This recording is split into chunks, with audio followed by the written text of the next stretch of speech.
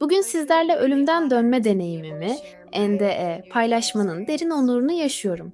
Bunu cevap arayanlar, kendini kaybolmuş hissedenler ve fiziksel varoluşumuzun ötesindeki gizemleri merak edenler için bir teselli ve ilham kaynağı olabileceğini umarak yapıyorum. Kendimi bildim bileli bir kalp rahatsızlığıyla yaşadım. Doğuştan gelen genetik bir gerçeklikti bu ve hayatımı tahmin edemeyeceğim şekillerde şekillendirdi. Bu durum, ani kalp durmasına yol açabilecek çeşitli genetik kalp rahatsızlıklarını kapsayan SADS, ani aritmi ölüm sendromu adı verilen bir kategoriye giriyordu. Hayatımın büyük bir kısmında farkında olmadığım şey, beni etkileyen bu gen mutasyonunun iki kızıma da geçmiş olduğuydu. 30 yıl boyunca doktorlar bana yanlış teşhis koydu ve beni hayal kırıklığı, kafa karışıklığı ve umutsuzluk dolu bir döngüye hapsetti. Her yanlış teşhis, beni gerçeğe ulaşmaktan alıkoyan ve şüphe içinde kalmama neden olan bir başka kilitli kapı gibi hissettirdi. İşe yaramayan sayısız tedavi, yıllarca duyulmamış olmanın getirdiği hayal kırıklığı ve içimde büyüyen, ciddi bir şeylerin yanlış gittiğine dair sessiz korku, tüm bunlar üzerimde görünmez bir yük gibi taşındı. Kendimi çaresiz hissettim, bir gün iyileşip iyileşemeyeceğimi ya da hayatımın belirsizlik içinde mi geçeceğini merak ettim. Bana epilepsi teşhisi kondu ve yıllarca antikonvülsan ilaçlar reçete edildi.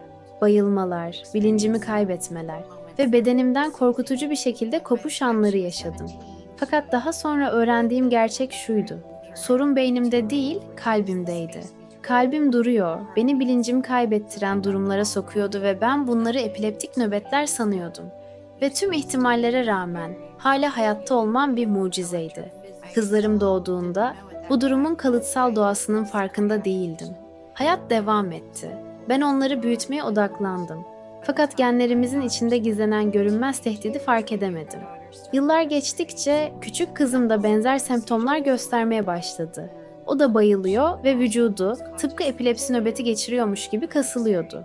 Bunun bir kalp rahatsızlığı olduğuna dair hiçbir fikrim olmasa da bu kalıbı hemen fark ettim. Sonunda 17 yaşında yaşadığı bir olay her şeyi değiştirdi. Acil servise kaldırıldı ve şans eseri onu alan doktor alanında son derece deneyimli bir kardiyologtu. Önceki tüm doktorlardan farklı olarak bu doktor hemen bir 12 derivasyonlu EKG çekti ve gördüğü şey hayatımızın gidişatını sonsuza dek değiştirdi. Test, kızımın kalp atışları arasındaki zaman aralığını belirleyen QT dalgasında bir anormallik olduğunu gösterdi. Bu aralık çok uzun olduğunda ölümcül aritmilere neden olabilir ve ani kalp durması riskini büyük ölçüde artırabilir. Bu bizim ilk gerçek ipucumuzdu, ilk somut cevabımızdı. Bu keşif bir dizi başka gerçeği de ortaya çıkardı. Ailemizin tamamı genetik danışmanlık ve kapsamlı tıbbi testlerden geçti. Sonunda gerçeğin ne olduğu anlaşıldı. Bizde long QT sendromu vardı. Bu, kalbin aniden ölümcül aritmilere düşmesine neden olan bir durumdu. Kızım hemen bir implante edilebilir kardiyak defibrilatör, EEG'de taktırdı ve bu cihaz onun kalbini izleyip düzenleyecekti. Ve sonra sıra bana geldi. Uzmanlar benim tıbbi geçmişimi incelediklerinde uzun yıllar boyunca klasik bir vaka olduğum açıkça ortaya çıktı. 2013 yılında ben de bir implante edilebilir kardiyak defibrilatör taktırdım. Bu cihaz hayatım boyunca beni etkileyen bu olaylara karşı bir güvence niteliğindeydi. Fakat bu yolculuğumun sonu değil, yalnızca başlangıcıydı. Bu hem tıbbi keşifleri hem de derin bir ruhsal uyanışı kapsayan bir yolculuktu ve varoluş anlayışımı tamamen yeniden şekillendirecek bir deneyime beni götürecekti. Sonunda teşhis konulmuş olmasına rağmen hayatımın en büyük dönüşümünün henüz yaşanmadığını bilmiyordum. Benim için her şeyi değiştirecek, varoluşum hakkındaki tüm bildiklerimi alt-üst edecek bir deneyim. Ölümden dönme deneyimim gerçekleştiğinde ben zaten birden fazla kalp durması yaşamıştım. En az 9 kez kalbim ventriküler taşikardiye (VTK) girdi. Bu durum kalbin normal atışını kaybetmesine ve kan dolaşımını keserek çökmesine neden oldu. 9 kez defibrilatörüm müdahale etti, beni şoklayarak hayata döndürdü ve kaçınılmaz görünen ölümü defalarca engelledi. Merhaba, bu videoda belki de daha önce duymadığın ilginç detaylar var. Eğer videoyu izlerken keyif aldıysan beğen tuşuna basmayı unutma. Yorumlarında düşüncelerini paylaşırsan çok sevinirim. Ve elbette daha fazlası için kanalıma abone olmayı ihmal etme. Hadi bu yolculuğa birlikte devam edelim. Fakat bu sefer her şey farklıydı. O sabah erkenden uyandım ve kendimi tuhaf bir pozisyonda buldum. Yüzüstü yatıyordum. Boynum duvara yaslanmıştı. Vücudumda daha önce hiç hissetmediğim bir gariplik vardı. Bir şey olmuştu. Sıradan bilincin ötesinde bir şey. Bunu iliklerimde, ruhumda hissediyordum. Ve sonra bir göz açıp kapayıncaya kadar her şey değişti. Kendimi sonsuz bir boşlukta süzülürken buldum. İçimi tarifsiz bir huzur ve sınırsız bir hayranlık duygusu kapladı. Sanki hayatım boyunca taşıdığım tüm yükler, her korku, her şüphe ortadan kalkmıştı ve geriye yalnızca saf, sarsılmaz bir huzur kalmıştı. Etrafımda evren uzanıyordu. Sonsuz ve ışıl ışıl parlayan bir halde. Hiçbir ağırlık hissi yoktu, hiçbir sınır yoktu. Sanki insan algısının ötesine geçmiş, her yöne aynı anda bakabilme yetisine sahip olmuştum. Aşağıda engin ve titreşen, dünyada gördüğüm hiçbir renkle kıyaslanamayacak kadar canlı ve parlak bir manzara uzanıyordu. Tıpkı güneş ışığında parlayan kelebek kanatlarının ışıltısı veya ışığı yansıtan bir opalin değişen tonları gibi. NASA'nın galaksilerde çektiği o muhteşem nebulalara benziyordu. Girdaplar halinde dönen, ışık ve enerjiyle parlayan bir görüntüydü. Fakat gördüğüm manzaradan bile daha hayret verici olan hissettiğim varlıktı. Tüm varlığımı saran, her hücreme işleyen ezici bir sevgi ve farkındalık gücü hissettim. Sanki uzun süredir unuttuğum bir şeyle yeniden birleşiyordum.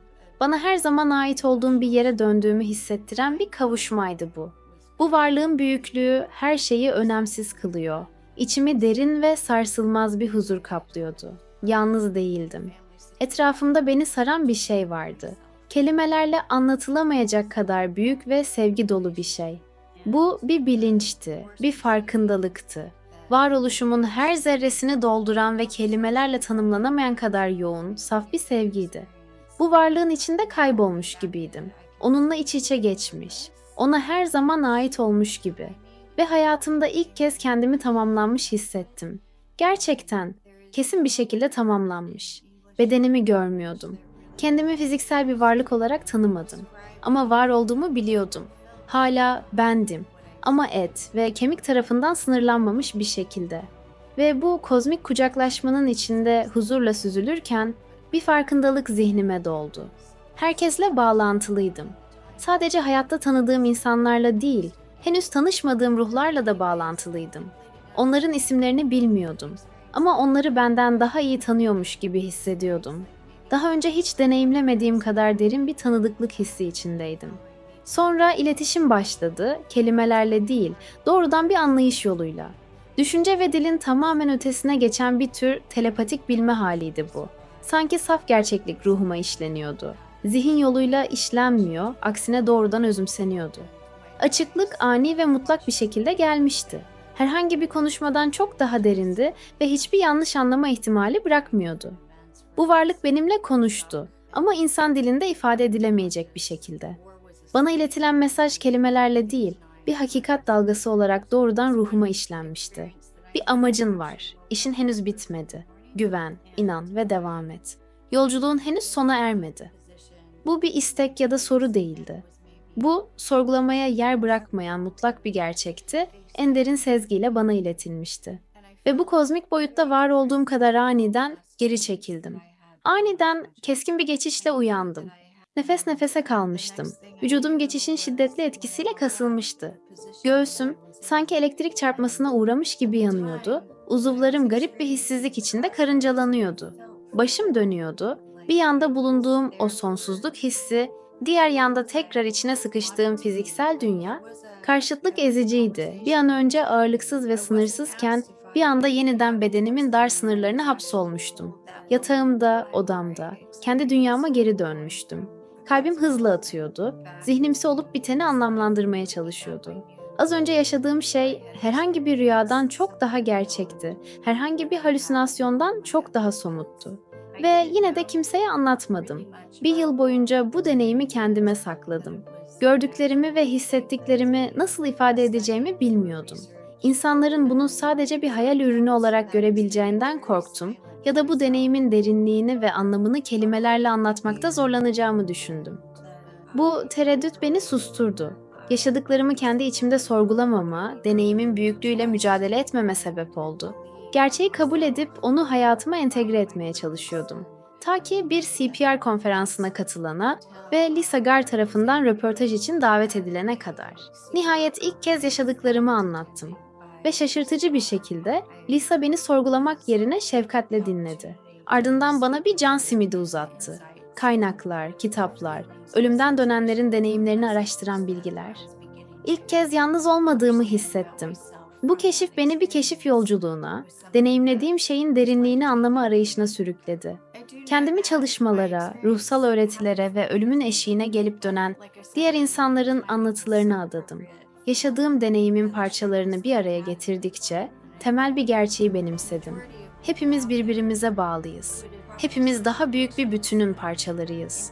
Ve sevgi, o boyutta hissettiğim koşulsuz, sınırsız sevgi, var olan her şeyin dokusunu oluşturuyor. O günden sonra farklı bir şekilde yaşamaya söz verdim. Başkalarıyla bağlantımı güçlendirmeye, kalbimin sesini dinlemeye ve bana verilen bilgeliği kucaklamaya. Amacım bu mesajı paylaşmak. Başkalarının da en derin acılarında bile bir anlam olduğunu görmelerine yardımcı olmak. En karanlık anlarımızda bile bir ışık vardır. Ve cevap arayanlar, bu yaşamın ötesinde ne olduğunu merak edenler için şunu söylemek isterim. Deneyimimin derinliklerinde, hayatımda şimdiye kadar keşfettiğim en derin gerçeği buldum. Bu gerçek, her gün yolculuğumu şekillendirmeye devam ediyor. Dünyayı algılama biçimimi değiştirdi. Başkalarına olan empatim derinleşti ve kararlarımı ve insanlarla etkileşimimi etkileyen derin bir amaç duygusu aşıladı. Sen asla yalnız değilsin. Sonsuz bir sevgiyle sarılmış durumdasın. Ve yolculuğun henüz bitmedi. Tıpkı bana yeni bir amaçla geri dönmem gerektiğinin söylendiği gibi sen de kendi yolunda anlamı bulabilirsin. Seni çevreleyen sevgiyi kucakla, seni yönlendiren görünmez bağlantılara güven ve varlığının sonsuz bir değere sahip olduğunun bilinciyle ilerlemeye devam et. Merhaba, bu videoda belki de daha önce duymadığın ilginç detaylar var. Eğer videoyu izlerken keyif aldıysan beğen tuşuna basmayı unutma. Yorumlarında düşüncelerini paylaşırsan çok sevinirim. Ve elbette daha fazlası için kanalıma abone olmayı ihmal etme. Hadi bu yolculuğa birlikte devam edelim. Merhaba, bu videoda belki de daha önce duymadığın ilginç detaylar var. Eğer videoyu izlerken keyif aldıysan beğen tuşuna basmayı unutma. Yorumlarında düşüncelerini paylaşırsan çok sevinirim. Ve elbette daha fazlası için kanalıma abone olmayı ihmal etme. Bu nedenle YouTube üyelik programımızı tanıtıyoruz. Bir fincan kahveden daha düşük bir ücret karşılığında YouTube'da yayınlanmamış özel ve reklamsız bölümlere erişebilirsiniz. Konuklarla canlı soru cevap etkinliklerine katılabilir, bizimle ve diğer ÖYD deneyimleyenlerle doğrudan etkileşimde bulunabilir, canlı etkinliklere katılabilir ve en önemlisi kanalımızın bu önemli deneyimleri dünya çapında ortaya çıkarmaya yönelik sürekli çabalarını desteklemiş olursunuz. Hadi bu yolculuğa birlikte devam edelim.